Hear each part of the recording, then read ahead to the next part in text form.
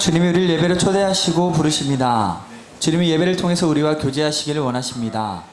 이제 다 같이 우리의 뜻과 정성을 모아 거룩하신 하나님을 예배합시다.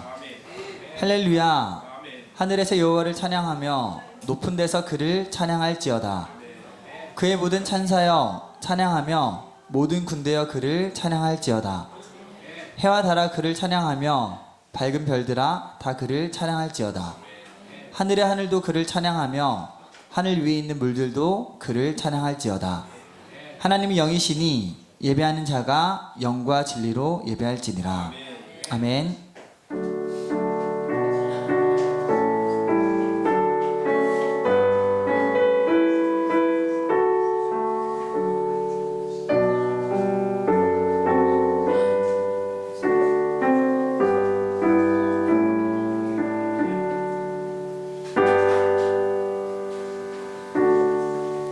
다 같이 사도신경으로 우리의 신앙을 함께 고백하시겠습니다. 나는 전능하신 아버지 하나님 천지의 창조주를 믿습니다. 나는 그의 유일하신 아들 우리 주 예수 그리스도를 믿습니다.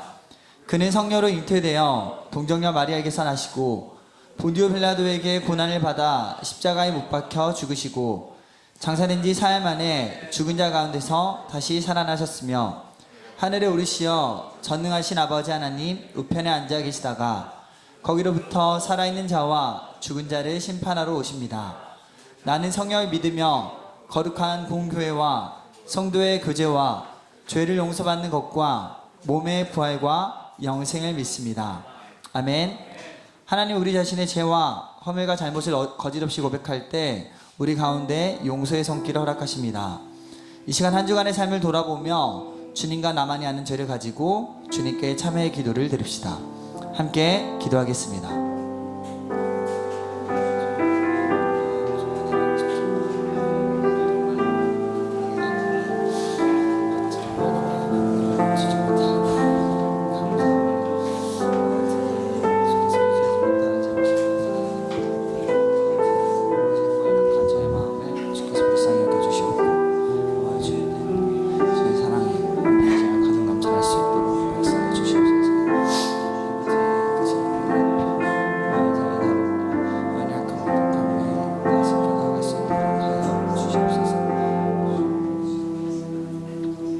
예루살렘아 내 마음의 악을 씻어버리라. 그리하면 구원을 얻으리라.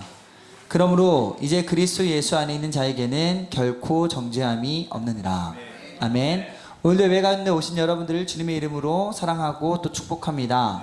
이 시간도 우리 가운데 넘치는 사랑과 은혜로 우리의 삶을 다스리시는 하나님 함께 찬양하였으면 좋겠습니다.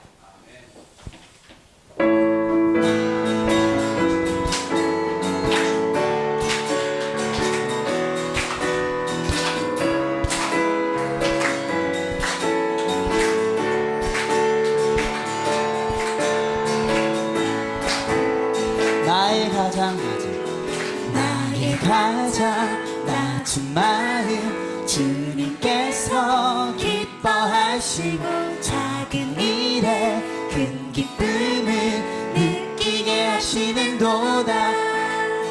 나의 가장 낮은 마음 주님께서 기뻐하시고 작은 일에 큰 기쁨을 느끼게 하시는도다. 우리에게 축복하신 하나님 사랑 낮은 자를 높여주시고 아름다운 하늘나라 허락하시고 내 모든 것 예비하시네.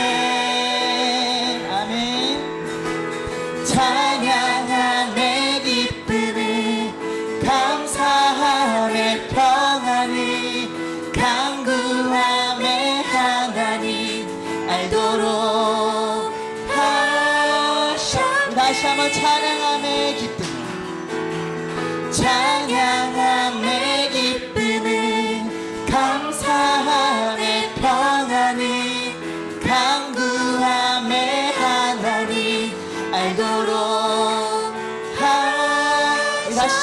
고백할까요? 나의 가장 낮은 마음, 나의 가장 낮은 마음 주님께서 기뻐하시고 작은 일에 큰 기쁨을 느끼게 하시는 내가 지쳐 무력할 때, 내가 지쳐 무력할 때 주님 내게 힘이 되시 아멘. 아름다운 하늘나라 내 맘에 주시는 도다. 우리에게 축복하신 하나님 사랑, 낮은 자를 높여주시고 아름다운 하늘나라 허락하시고 내 모든 건 예비하시네. 찬양함의 기쁨을 감사함의 평안을 강구함의 하나님 알도록 하셨네. 다시 한번 찬양함의 기쁨을, 찬양함의 기쁨을 감사함의 평안을 강구함의 하나님 알도록. 마지막으로 고백할까요? 찬양함의 기쁨을, 찬양함의 기쁨을 감사함의 평안을 강구함의 하나님 알도록 하셨네. 낮은 날 높이신 하나님께 감사의 박수 올려드리기 원합니다.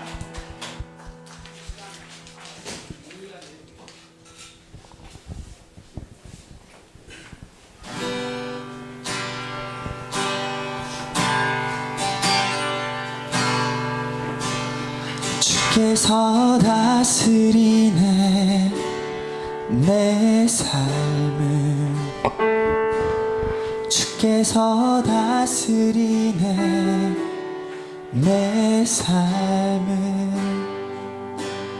주께서 일하시네 지금도,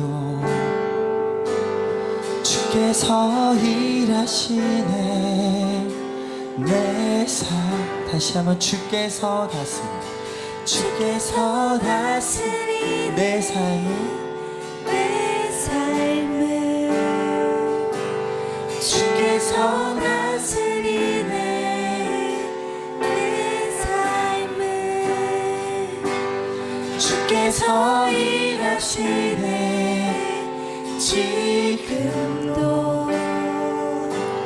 주께서 일하시네 내 삶에 내 삶을 주님만 의지해요, 주님만 의지해요, 주님만 의지해요, 주님만 의지해요. 예수님 주님만 의지해요, 주님만 의지해요, 주님만 의지해요. 다시 한번 주께서 다스리네, 주께서 다스리네 내 삶을, 내 삶을 주께서 다스리네 내 삶을, 주께서 일하시네, 주께서 일하시네 지금도, 주께서 일하시네, 주께서 일하시네 내 삶. 우리 이절로 함께 찬양할까요? 주께서 다스린 이 땅을, 이 땅을 주께서 다스린, 주께서 다스리네 이 땅을, 주께서 일하시네, 주께서 일하시네 이 순간, 이 순간. 아멘.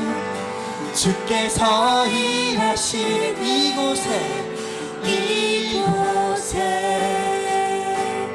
주님만 의지해요. 주님만 의지해요. 오직 주님만 의지해요. 예 주님 주님만 의지해요. 주님만 의지해요.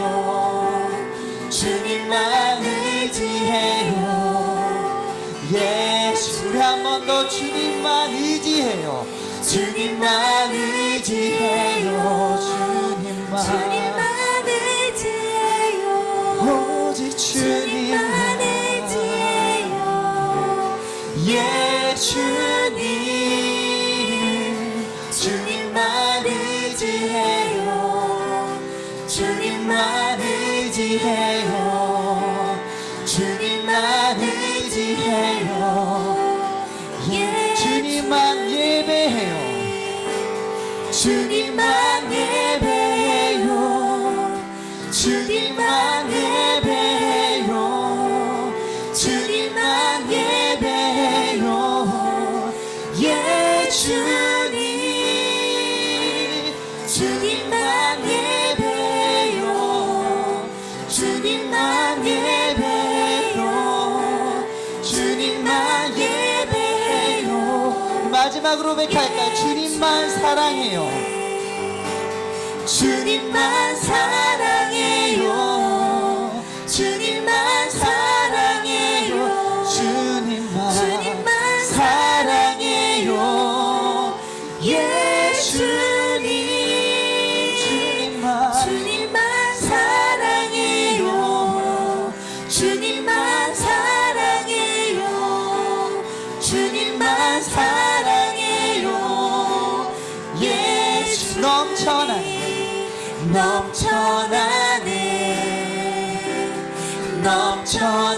넘쳐나네 주를 향한 내 속에 갈망이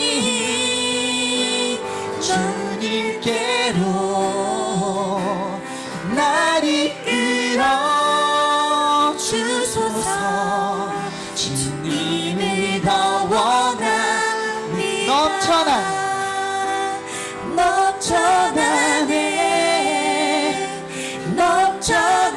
넘쳐나네 주를 향한 내 속에 갈망이 주님께로 날 이끌어 주소서. 주님을 더 마지막에 다시 한번 고백하겠습니다.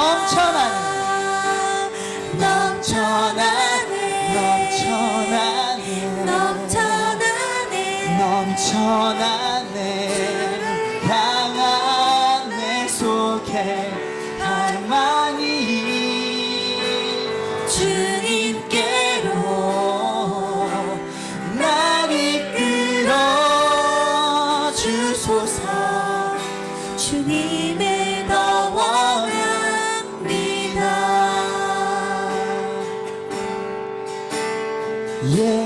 예수 사랑합니다.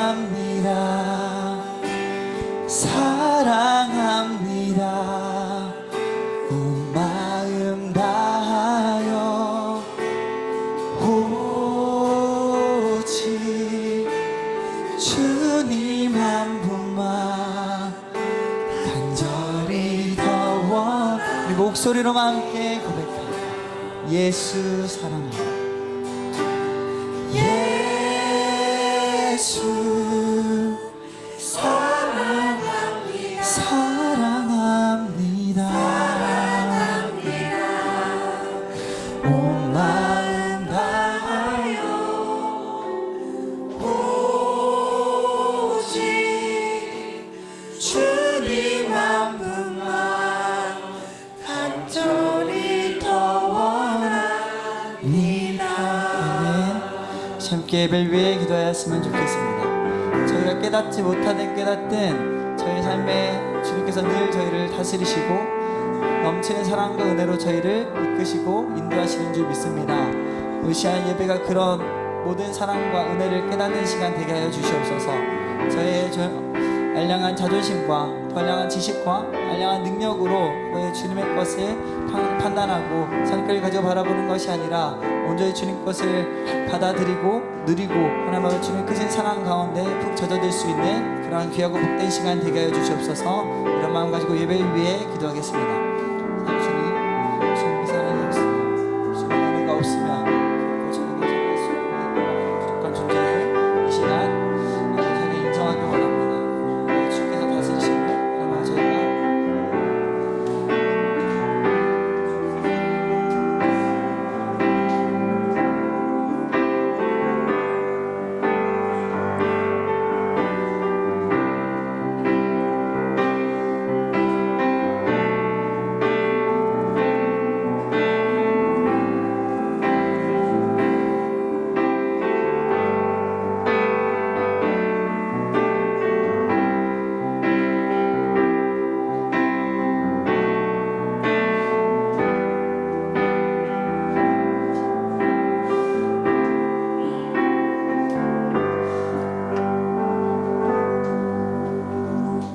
기도하시겠습니다.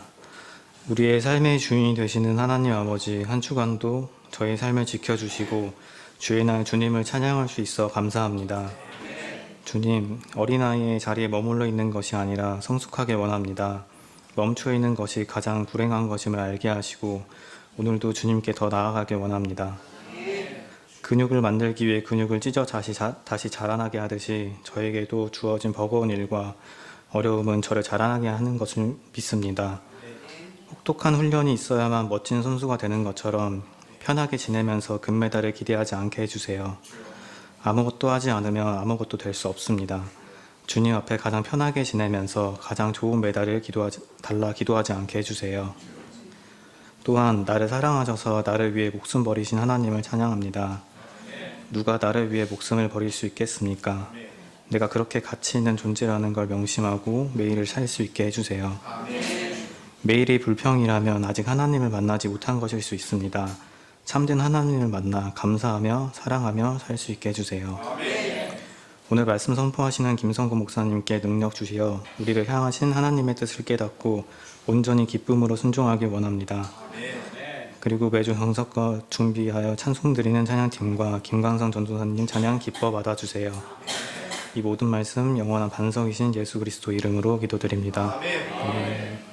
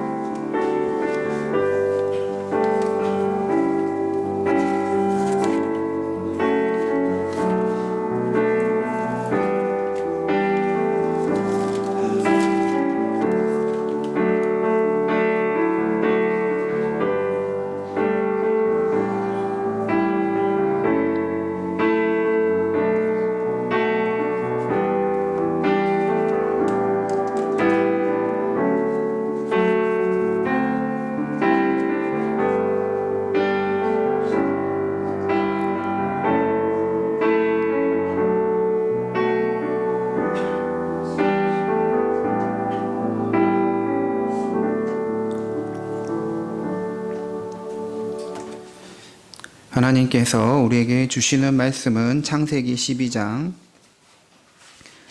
1절에서 9절까지 말씀입니다. 창세기 12장 1절에서 9절까지 말씀입니다.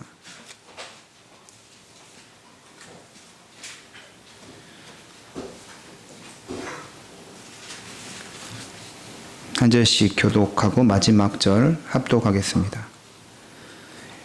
여호와께서 아브라함에게 이르시되 너는 너의 고향과 친척과 아버지의 집을 떠나 내가 내게 보여줄 땅으로 가라.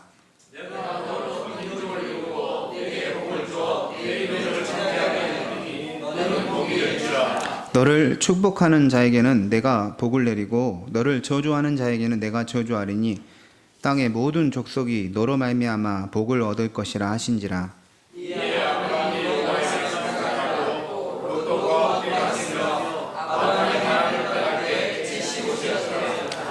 아브라함이 그의 아내 사레와 조카 롯과 하란에서 모은 모든 소유와 얻은 사람들을 이끌고 가나안 땅으로 가려고 떠나서 마침내 가나안 땅에 들어갔더라.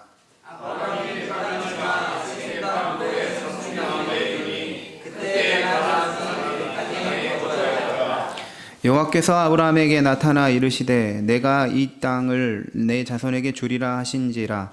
자기에게 나타나신 여호와께 그가 그곳에서 제단을 쌓고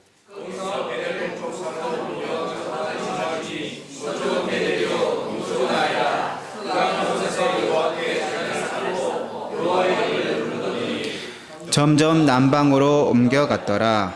아멘. 이 시간에 김광선 전사님께서 하나님께 찬송으로 영광 올려드리겠습니다.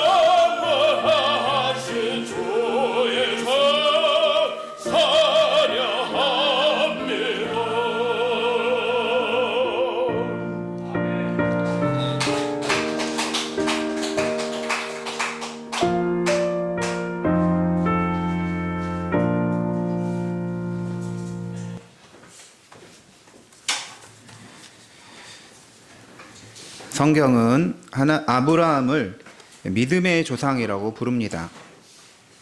로마서 4장 16절 보시면 아브라함의 믿음에 속한 자에게도 그러하니 아브라함은 우리 모든 사람의 조상이라.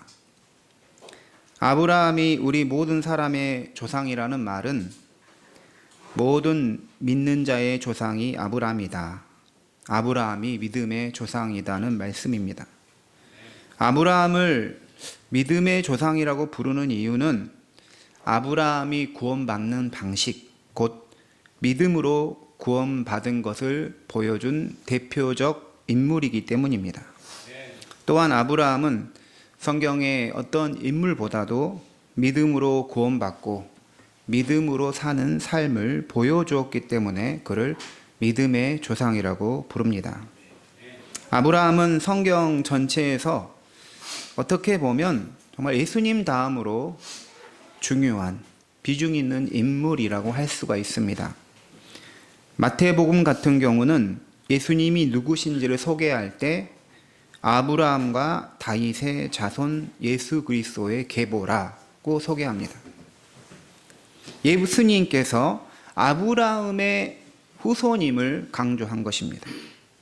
누가복음 16장에서 예수님이 부자와 나사로의 비유를 말씀하십니다.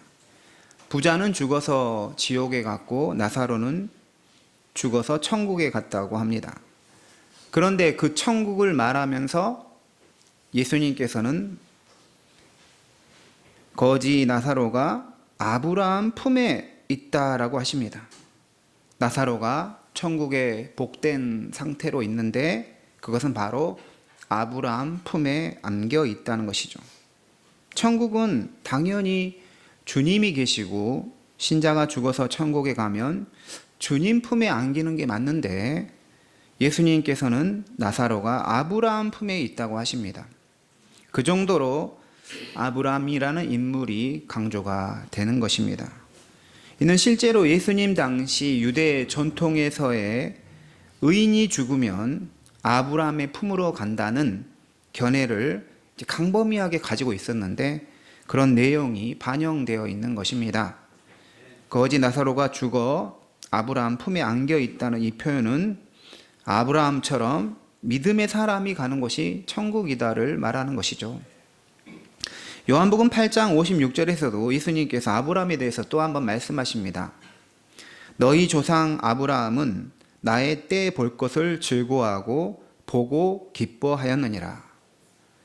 예수님의 이 말씀은 아브라함을 어떻게 이해하셨는지에 대한 핵심적인 말씀입니다. 아브라함은 단순하게 유대인의 옛 조상, 시조인 것은 아닙니다. 유대인의 조상이지만 장차 예수님이 오실 것을 믿음으로 바라보고 즐거워하고 기뻐했다는 것이죠. 아브라함은 메시아 그리스도의 날 구원 사역을 믿음으로 바라보았다는 것입니다.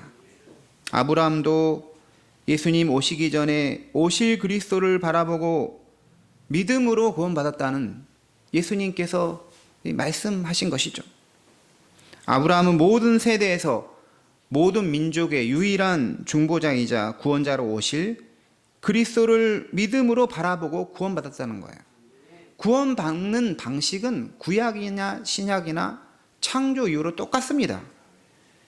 예수를 믿어야 구원을 받는 것이죠. 그래서 예수님을 바라보고 구원받은 아브라함이 믿음의 조상이라고 불리는 것입니다. 이처럼 아브라함은 모든 믿는 자의 조상이라 불릴 만큼 믿음의 사람이었습니다. 그렇다면 성경은 어떤 이유로 아브라함을 이제 믿음의 조상이라고 말하고 있는 것일까요? 오늘 본문인 창세기 12장은 그 답을 보여줍니다. 아브라함은 오늘 설교 제목처럼 어떤 믿음을 가졌는가 세 가지로 살펴보겠습니다. 첫째, 아브라함은 하나님께 은혜를 받은 사람입니다. 아브라함은 어떤 사람이에요? 하나님께 은혜를 받은 사람이다. 아브라함이 가진 그 믿음이 시작하는 것에서 다른 무엇보다도 앞서는 게 있었어요. 그것은 그가 하나님께 특별한 은혜를 받았다라는 것이죠. 하나님께서 먼저 아브라함을 믿음의 사람으로 불러주신 것입니다. 이게 아브라함이 받은 은혜인 것이죠. 오늘 말씀 1절에 여호와께서 아브라함에게 이르시되 너는 너의 고향과 친척과 아버지의 집을 떠나 내가 내게 보여줄 땅으로 가라. 하나님께서 주도하신 것입니다. 아브라함의 믿음은 하나님의 주권적인 은혜에서 출발한 것이죠. 아브라함이 스스로 하나님 찾아 나선 것이 아니라 하나님께서 먼저 그를 찾아오셔서 불러주신 것입니다.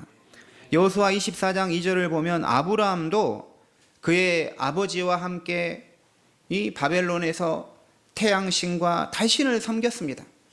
다른 신을 섬기고 우상을 숭배했어요.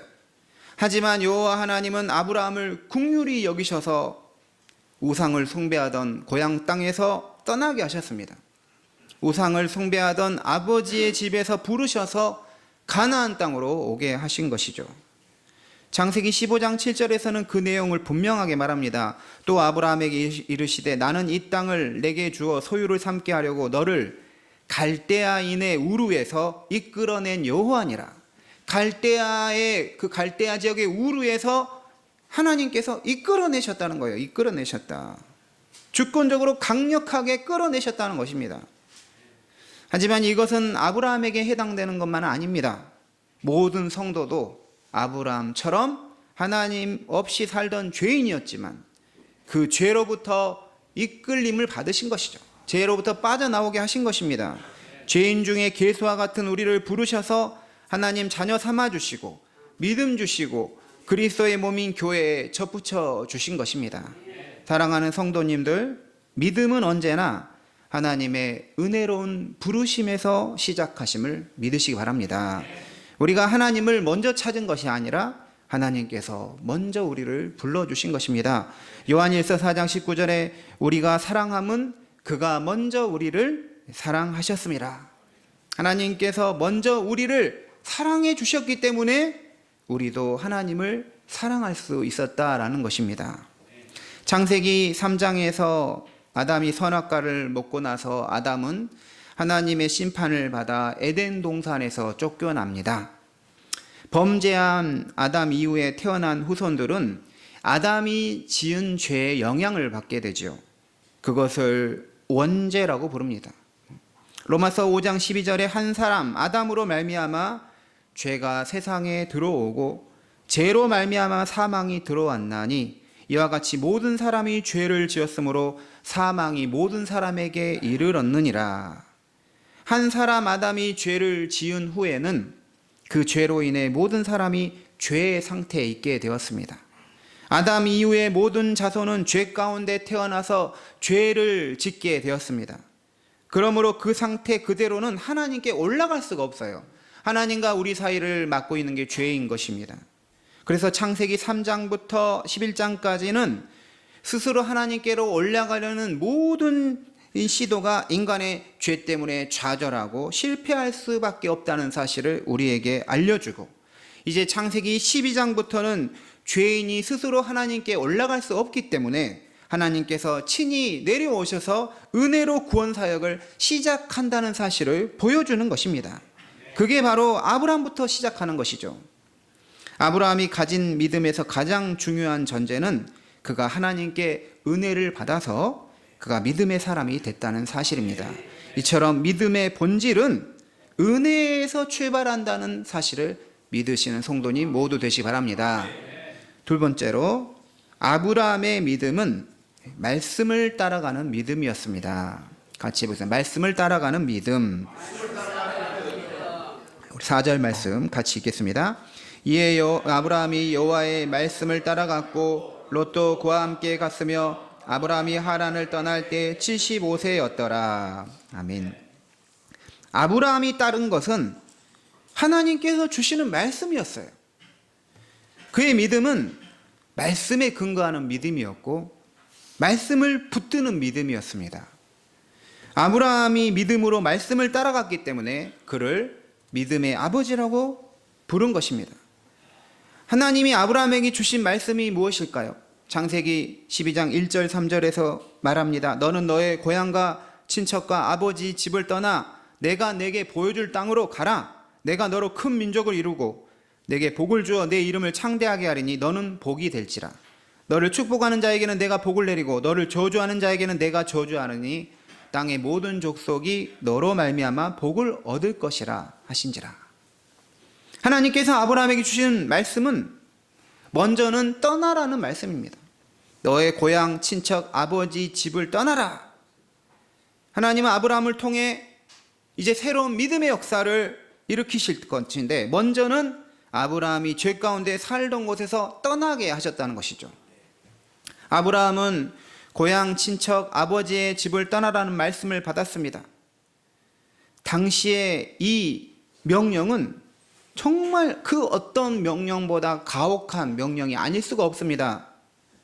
지금 우리 시대에도 같은 지역 출신끼리 뭉치는 그 지연 공동체, 같은 그 동일한 피를 나눈 가족과 이 친지를 중심으로 뭉치는 혈연 공동체, 또 어디 고등학교 졸업했느냐, 어디 대학교 졸업했냐를 이 학교 중심으로 뭉치는 학연 공동체, 이런 것들이 여전히 그 힘을 발휘하고 있어요. 지금까지도 발휘하고 있습니다. 이런 것에서 완전히 자유로울 사람은 없다고 봅니다. 제가 가락동 교회에서 처음에 전도사를 할 때 담임 목사님과 면접을 봤어요. 전도사 사역 시작하려고 할 때. 한참 동안 사역에 대해서 이야기를 하시다가 이제 면접이 끝나나 했는데 갑자기 목사님께서 어디 김씨냐 그러시더라고요. 그래서 광산 김씨라 했더니 깜짝 놀라시는 거예요. 자기도 광산 김씨라는 거예요. 이 광산 김씨 주제로 한 30분을 이야기하시는 거예요. 같이. 예. 아, 역시 혈연 같은 광산 김씨다. 어디 김씨다. 지난번에도 NC백화점에서 양복을 사는데 마지막에 저에게 어디 김씨냐고 물어보시더라고요.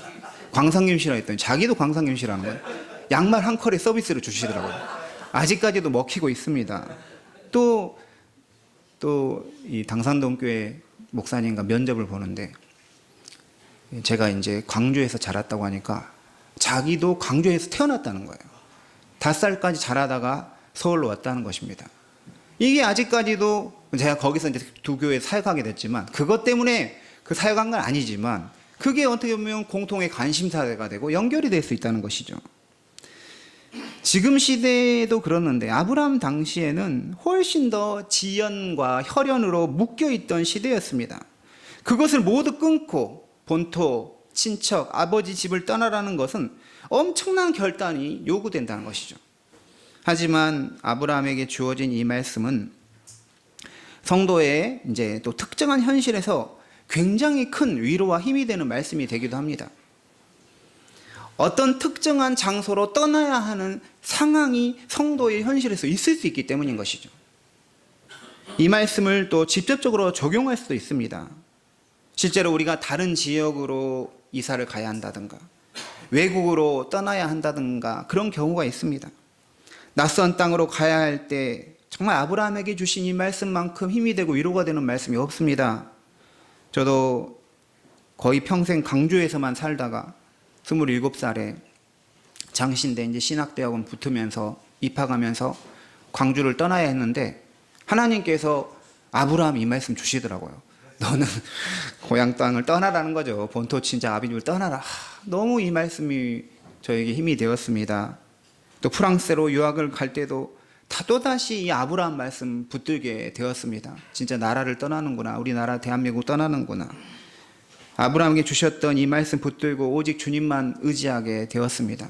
폴 틸리라는 신학자는 독일에서 목회자이고 신학자였는데 나치의 이 박해를 받아서 미국으로 이제 피난을 떠나야 했습니다. 망명을 가야 했습니다.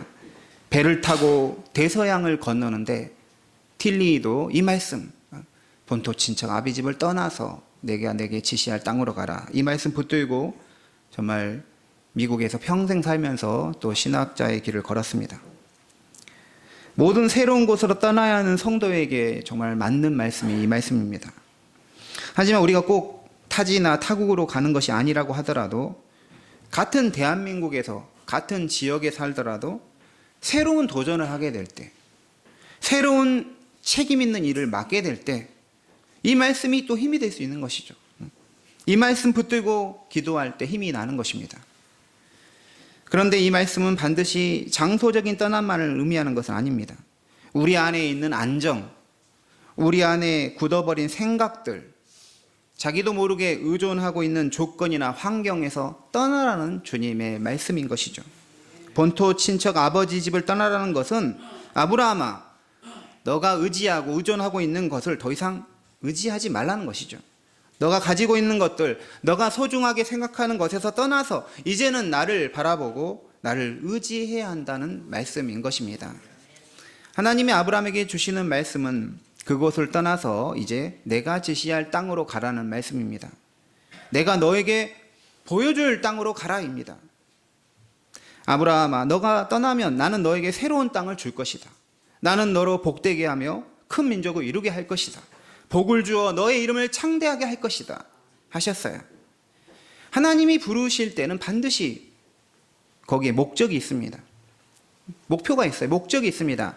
우리의 눈에는 뚜렷하게 보이지 않을 수 있지만 명심해야 할 것은 하나님이 목적을 가지고 부르신다는 것이며 그리고 그 목적은 언제나 반드시 우리에게 선이 된다는 거죠. 아브라함에게 땅을 주시고 그로 큰 민족을 이루게 하며 복되게 하시는 선한 목적으로 하나님이 부르신 것입니다. 아브라함은 하나님 주시는 말씀인 본토 친척 아버지 집을 떠나라, 내가 지시할 땅으로 가라는 이 말씀 붙드는 믿음으로 이제 믿음의 길에 들어선 것입니다. 아브라함이 뭔가를 계산하고 눈에 보이는 것을 잘 살펴서 확인하고 그래 가자 떠나자 한 것이 아니라 아주 단순하게 하나님 말씀 붙들고 떠났던 것이죠. 그 말씀 붙들고 하나님만 의지하면서 떠난 것입니다. 그래서 아브라함은 갈 바를 알지 못하고 간 거예요. 어떻게 해야 할지 모르는 거죠.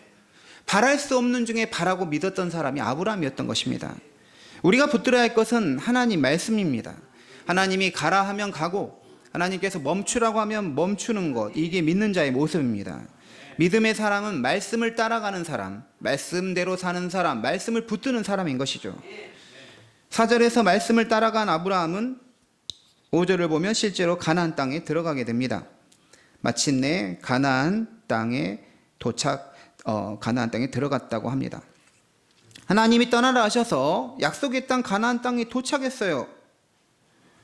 하지만 거기는 사람이 살지 않는 땅으로 아무 곳이나 자기 땅이 되는 그런 곳이 아니었습니다.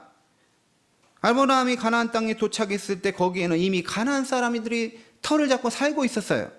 6절 말씀 보시면 아브라함이 그 땅을 지나 세겜 땅 모래 상수리 나무에 이르르니 그때 가나안 사람이 그 땅에 거주하였더라. 거기는 아무도 살지 않는 땅, 그래서 아무 곳이나 다 내 땅이 되는 것이 아니라 가나안 족속이 거주하고 있는 그런 땅이었어요. 텃세가 있었다는 것입니다. 아무도 아브라함에게 그들 땅을 내어주지 않았습니다. 아브라함이 가나안 땅을 차지한 일은 불가능한 것처럼 보인 것이죠. 이 상황에서 우리 같으면 어떻게 생각하겠습니까? 내가 낯선 타국까지 고향 땅을 버리고 왔는데 다른 사람이 이미 살고 있으면 어떻게 한단 말인가? 내가 살아야 할 땅이 도대체 어디에 있다는 말인가? 라는 이런 생각이 들었을 것입니다. 아브라함도 그런 생각을 가질 수도 있죠. 바로 그때 하나님이 다시 아브라함에게 나타나셔서 약속의 말씀을 주십니다. 7절 말씀이죠. 여호와께서 아브라함에게 나타나 이르시되 내가 이 땅을 내 자손에게 주리라 하신지라. 아브라함에게 다시 나타나셔서 내가 이 땅을 너 자손에게 주리라, 다시 확실하게 말씀으로 보증해 주시는 것입니다. 하나님이 믿는 자들을 대하는 방식이 바로 이것입니다. 우리가 말씀 따라 믿음 따라 살 때도 어떤 특정한 상황에서는 믿음이 약해질 수 있다는 것이죠. 염려와 걱정이 커질 수 있습니다. 바로 그때 하나님이 약해진 믿음을 다시 세우고 강하게 하기 위해서 새롭게 만나주시고 계속해서 말씀을 주신다는 것입니다. 소망을 잃어버릴 것 같은 상황이 오면 그만큼 우리 주님이 다시 오셔서 위로하고 격려하고 말씀으로 희망을 주신다는 것이죠. 하나님은 이런 식으로 믿음의 사람을 다루십니다. 그런데 그렇다고 해서 하나님께서 모든 것을 다 한꺼번에 싹 모든 과정을 다 보여주시고 하는 것은 아닙니다. 하나님이 우리를 믿음의 길로 이끄는 방식은 마치 다리가 없는 시냇가를 건너는 방식과 유사합니다. 시냇가를 건널 때 징검다리가 다 눈에 들어와서 여기서부터 저 끝까지 건널 수 있구나 확인하고 건너게 하신 것이 아니라 우리가 이제 발을 떼기 전에 물속에서 징검다리가 나오는 것이죠. 그리고 그걸 밟고 난 다음에 또 떼면 또 다른 이 징검다리가 나와서 이런 식으로 한 걸음 한 걸음 인도해서 마지막 그 강을 다 건너게 하신다는 것입니다. 믿음의 길을 걸을 때 때에 맞는 말씀을 주시며 갈 길을 보여주는 방식으로 우리 믿음의 길을 인도하시는 분이 우리 하나님이십니다. 말씀에 근거한 믿음이 참 믿음입니다.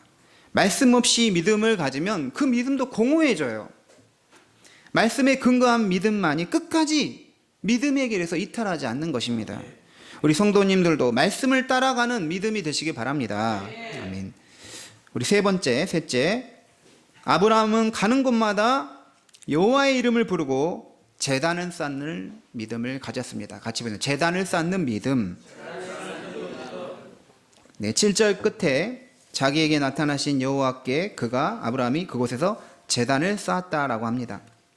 8절에서도 그가 그곳에서 여호와께 제단을 쌓고 여호와의 이름을 불렀다라고 합니다. 아브라함은 가나안 땅에 도착했을 때 가나안 지역의 세겜에서 먼저 하나님께 제단을 쌓았어요. 자기 땅이 없지만 그럼에도 불구하고 제단을 쌓았다는 것이죠. 제단을 쌓았다는 것은 여호와 하나님의 이름을 부르고 예배하였다는 것을 말합니다. 아브라함은 가나안 사람들로 인해 세겜에서 정착하지 못하고 이제 거기에서 더 내려가서 베델과 아이 중간에 이르렀습니다. 그곳에서도 제단을 쌓고 여호와 하나님의 이름을 부르고 예배하였습니다. 아브라함은 어디에 장막을 치든 거기에 하나님을 예배하는 제단을 세웠고 기도와 예배로서 그 제단을 거룩하게 했습니다. 성도에게 제단을 쌓는 것은 하나님 중심의 정체성을 지속적으로 확인하는 과정입니다. 하나님께 드리는 예배는 하나님이 우리의 왕이 되시고 우리를 다스리시고 통치하심을 선언하는 행위입니다. 그러므로 모든 하나님의 사람은 다른 무엇보다도 하나님을 예배하는 사람입니다. 하나님을 예배하기를 기뻐하는 사람이 하나님의 사람인 것이죠. 아담의 아들 에노스는 여호와의 이름을 처음으로 부르며 하나님을 예배했다고 말합니다. 노아가 방주에서 나와서 처음으로 한 일은 제단을 쌓고 하나님을 예배하는 일이었습니다. 아브라함도 이렇게 약속의 땅에 도착해서 제단을 쌓고 예배하며 주님의 이름을 불렀습니다. 아브라함은 어디를 가든 하나님을 예배하였습니다. 그의 삶의 중심에는 언제나 하나님이 계셨던 것이죠.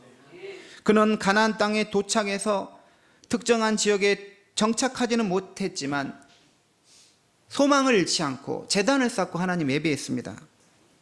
아브라함이 그의 믿음을 포기하지 않고 지키고 유지할 수 있었던 것은 하나님의 이름을 부르는 그 예배와 관계합니다. 예배는 하나님과의 지속적인 관계를 우리에게 유지하게 해준다는 것이죠. 믿음을 가지면 하나님을 예배하게 됩니다. 또한 동시에 그 예배가 우리의 믿음을 강하게 한다는 것입니다. 반면에 예배하지 않으면 믿음이 점점 약해지고 사라지게 됩니다. 믿음이 점점 사라지고 약해지며 예배의 자리에서 점점 멀어지게 되는 것이죠. 그렇게 되면 성도 안에 하나님이 차지하는 비중이 적어지고 하나님과의 관계도 멀어지게 됩니다. 예배 드리지 않으면서도 자기는 하나님을 찾는다라고 말하죠. 찾는 게 아니라는 것이죠. 예배에서 하나님을 차지한다는 것입니다. 아브라함의 믿음은 그가 머무는 곳마다 하나님을 중심에 모시고 예배하는 믿음이었습니다. 하나님을 잊지 않고 그 자리마다 제단을 세운 사람, 그것이 믿음의 조상 아브라함의 진정한 모습입니다. 우리 역시 인생의 여정에서 하나님께 제단을 쌓는 자, 예배하는 사람이 되어야 합니다. 삶의 자리마다 하나님께 영광을 돌리고 그분의 이름을 부르며 살아가는 것이 진정한 믿음의 삶인 것이죠. 하나님은 지금도 하나님을 예배하는 자를 찾고 계십니다. 주일 예배를 소중히 여기고 하나님을 찾고 예배할 때 하나님이 아브라함에게 주셨던 그 은혜와 복을 또 주시는 것입니다. 아브라함처럼 제단을 쌓으며 하나님을 예배하는 성도님 모두 되시기 바랍니다. 오늘의 말씀을 마치도록 하겠습니다. 하나님은 오늘도 아브라함을 불러주신 것처럼 죄인을 은혜로 불러주셔서 회개하게 하십니다. 믿음을 가지게 하십니다. 모든 믿음의 출발은 하나님의 전적인 은혜인 것이죠. 그러므로 우리는 언제나 이 은혜를 받은 것에 감사하며 내가 그리스도인 된 것, 내가 성도가 되고 믿는 자가 된 것, 하나님께 감사해야 돼요. 왜 아브라함을 불렀어요? 그냥 하나님께서 부르신 것입니다. 왜 나를 불렀어요? 그냥 하나님께서 우리를 불러주시기를 기뻐하신 것입니다. 그러므로 우리는 뭐 해야 돼요? 감사해야 된다는 거죠. 그리고 하나님께서 부르지 않은 것 같은 사람도 그 사람을 위해서 기도하면서 하나님이 불러주시기를 위해서 우리가 기도해야 되는 것이죠. 은혜로 부르신 하나님은 이제 말씀으로 인도하십니다. 믿음은 말씀 붙들게 하는 것이죠. 하나님 말씀은 살아서 운동력이 있습니다. 그 말씀이 힘이 되고 능력으로 작용하는 것이죠. 말씀을 따라가는 성도님 되시기 바랍니다. 하나님은 우리를 예배자가 되길 원하십니다. 하나님의 이름을 부르고 찬송하고 영화롭게 하는 하나님을 예배하는 예배자로 세우시기는 것이죠. 아브라함의 믿음은 은혜로 얻은 믿음이며 말씀에 근거하는 믿음이며 하나님을 예배하는 믿음입니다. 그런 성도님 다 되시기를 우리 주님께서 원하십니다. 기도하겠습니다. 하나님 아버지, 우리를 은혜로 죄 가운데 살던 우리를 은혜로 불러주신 것 감사합니다. 죄인 중에 죄수와 같은 저희를 사랑하셔서 먼저 사랑하셔서 은혜 주셔서 믿음 가지게 하신 것 감사합니다. 하나님, 우리의 믿음은 우리의 그냥 세상의 어떤 철학이나 이념에 근거한 것이 아니라 하나님 말씀에 근거함을 믿습니다. 철저하게 말씀에 근거한 온전한 믿음 되게 도와주시고 반석과 같은 믿음이 되게 하여 주시옵소서. 이 믿음이 또한 예배로 향하게 하여 주시기 원합니다. 하나님을 예배하기를 기뻐하고 이 예배를 통해서 하나님과 교제하고 친밀해지는, 하나님과 가까이 있는 우리 성도님 모두 되게 하여 주시옵소서. 예수님의 이름으로 기도드립니다. 아멘. 우리 찬송가 302장 찬송하시면서 하나님께 봉헌하겠습니다.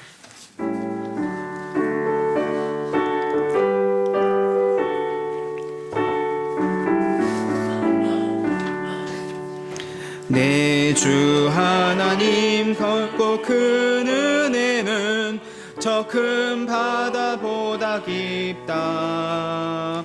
그 닷줄을 글러 깊은 데로 저 한가운데 가보라. 언덕 창파에 배 띄워 내 주 예수 은혜의 바다로 내 맘껏 져가라.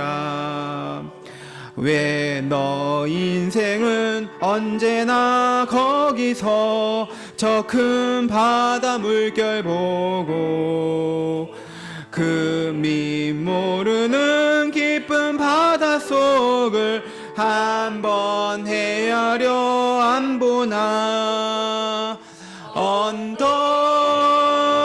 떠나서 창파에 배 띄워 내 주 예수 은혜의 바다로 내 맘껏 쳐가라.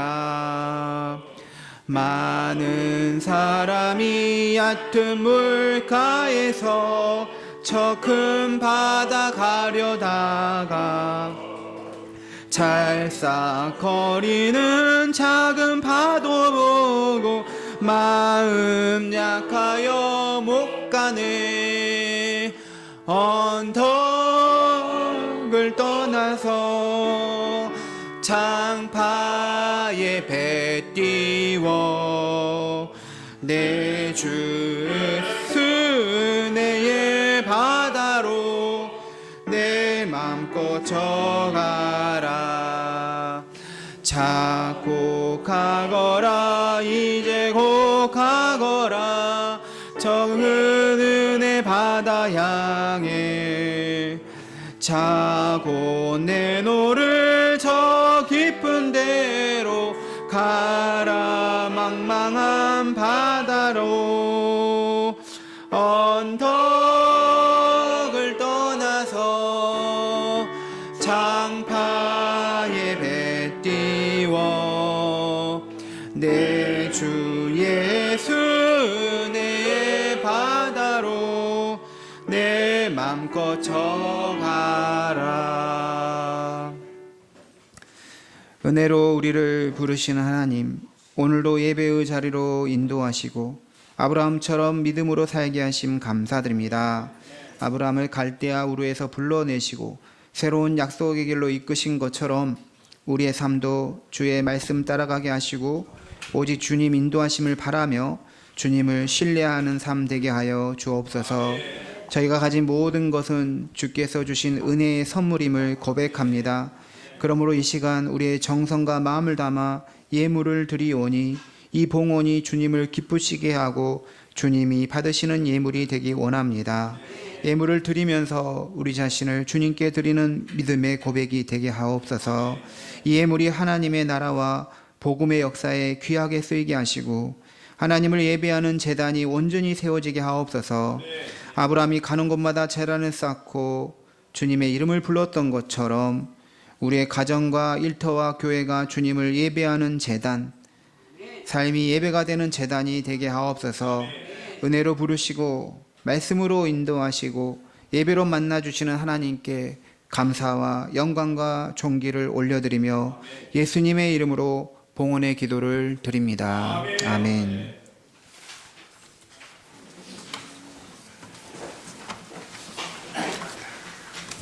우리 교회 소식 안내하겠습니다. 우리 같이 옆에 분들과 인사하겠습니다. 은혜로 불러주셨습니다. 다른 분들과 주의 말씀 따라갑시다. 참된 예배자가 됩시다. 감사합니다. 네. 그래서 말씀 따라가기 위해서 성경 공부 계속하고 있습니다. 성경 공부 오늘 식사 후에 정리하고 같이 하도록 하겠습니다. 우리 교육부 또 이제 새신자 교육을 오늘부터 하게 되는데요. 우리 김성영 장로님께서 교육부 새신자 교육 새로운 친구들 교육하도록 하겠습니다. 오늘 이제 지난번에 우리 김다훈 우리 다훈 형제가 우리 눈이 다쳐서 잘 안 보였는데 회복이 되어서 다시 교회에 나왔습니다. 잠깐 일어나 보겠습니다. 감사합니다. 다훈.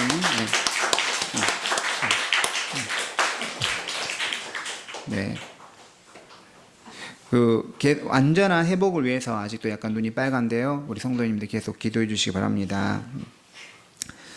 우리 이미라 권사님께서 이 친구 성도님들 함께 예배로 초대하셨습니다. 잠깐 일어나 보시겠습니다. 네, 감사합니다. 네. 환영합니다. 축복합니다. 우리 다른 성도님들도 친구 좀 데려오셔서 같이 예배 오면 좋겠습니다. 네. 네, 그리고 다음 주일은 종교개혁 주일로 우리가 지키겠습니다. 야외 예배가 11월 첫째 주 주일 2일인데 장소는 우리 교회에서 아주 가까운 올림픽 공원에서 하도록 하겠습니다. 올림픽 공원이 너무 넓어서 어떤 곳에서 같이 모일 것인지는 차후에 정하도록 하겠습니다. 추수감사 주일은 11월 셋째 주일에 있습니다. 그리고 서울 강동로에 화요일, 이번 주 화요일 날 잠실교회에서 있습니다. 제가 참석하게 됩니다. 다 같이 일어나셔서 파송에 찬양하겠습니다.